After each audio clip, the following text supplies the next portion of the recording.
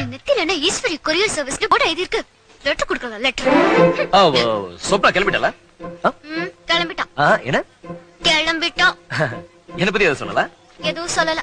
ஏய் கையில என்ன லெட்டர் எனக்கு கொடுக்க சொல்லல? இது லெட்டர் உனக்கு அப்புறம் யாருக்கு? எனக்கு. என்ன உனக்கு தர சொல்லி குடுக்கல.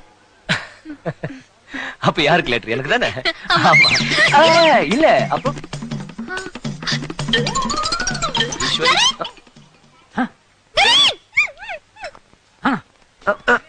என்ன ஈஷ் இதே நல்ல வாங்கிட்டு வரணுமா?